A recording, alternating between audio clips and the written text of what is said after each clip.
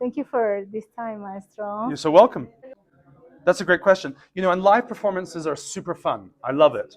But recordings have the studio recording has its own benefits and merits, and really it comes down to detail.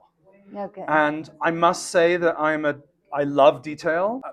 The big picture is very important. The medium scale and the small is all important. And in a recording, you can kind of put that together, and you can really say, okay, no, that's not the best that these incredible singers, this incredible orchestra, and what I have to offer. And say, no, I know we can do better. Do it again, and meet the highest level that we can offer. In a performance, inevitably, you will have moments where you meet that level, moments where you're distracted because someone's phone went off, or some people don't get distracted by that, but you remembered that your tax bill was high that year, or did I turn the water off? I mean, everyone's different, but to some degree, some distraction or just something goes wrong, as it does in live theater, and that's sometimes even fun because it's a fun challenge to meet that. But you don't have that here. You can just get what you have to offer on records for people to enjoy. And my job is, in some ways, this is very hard work actually these weeks, like on a physical level. But the biggest work psychologically was the last 9 months to a year, just thinking about what is Salome, what's it about, what makes it a great opera. Of course, the music, but more than that too.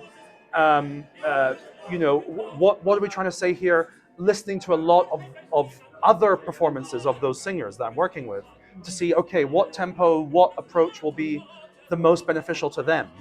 And so actually, we don't rehearse much with the singers before we get to the orchestra because I kind of already know them, even though I haven't met them until a few days ago. Okay. So all of these fun things that it's very bespoke, very detailed, and trying to honor Richard Strauss's vision as accurately and passionately as possible.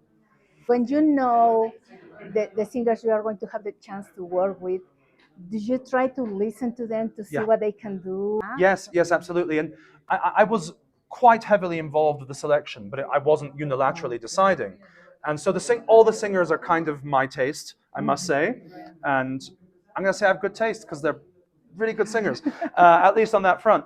But yes, absolutely. And, especially with some of them, I knew their work already more than others. So I really knew Nick singing, I knew Amber singing, and so of course I was tailoring my vision because it's never just one person's vision. In fact, that's not interesting at all. It's my vision that then meets the orchestra's offerings and the singer's offerings and understanding. But already, even before that, I was tailoring what my vision would be a little bit to their voices, to their strengths, to present them in the best light because they're all once in a generation artists who deserve to be presented in the very best light.